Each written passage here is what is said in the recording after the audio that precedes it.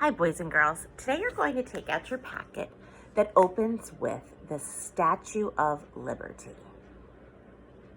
The Statue of Liberty is located in New York Harbor. I don't know how many of you have ever had the opportunity to see the Statue of Liberty, but it is an amazing sight.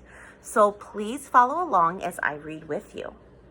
The Statue of Liberty stands on a small island in New York Harbor. People who come to this country on ships see Lady Liberty standing there. She welcomes them at the end of their long trip across the sea. The statue holds a torch high above her head. The torch stands for freedom.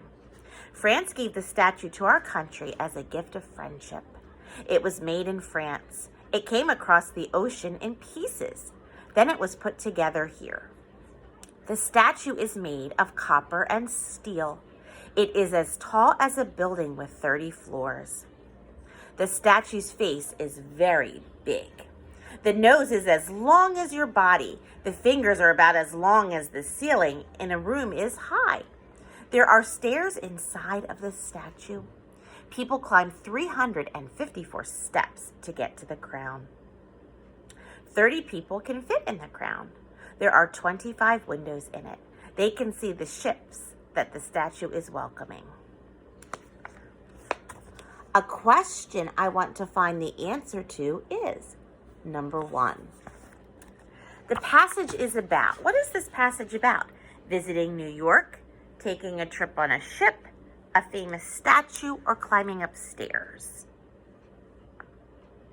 I'm actually going to use my pen as a strategy to cross out answers that I know are not correct. It's not about visiting New York. It's not about taking a trip on a ship. It's not about climbing upstairs. It's about a famous statue. Number 2, how is the Statue of Liberty different from a person? It can hold a torch. It has a nose. It is made of copper and steel. It has hands and fingers. So which one of these here make it different from a person? And you could use that same strategy that we used before, crossing out answers you know aren't correct, or maybe you know right off the top, wait a minute, this doesn't make sense.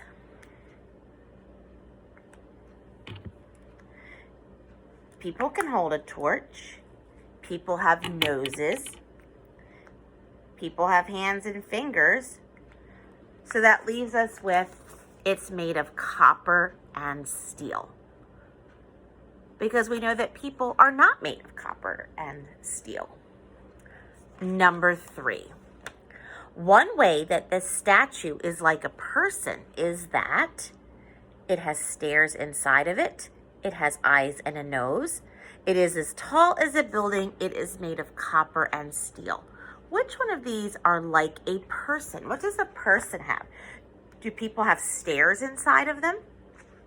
Do people have an eye and a nose? Eyes and nose.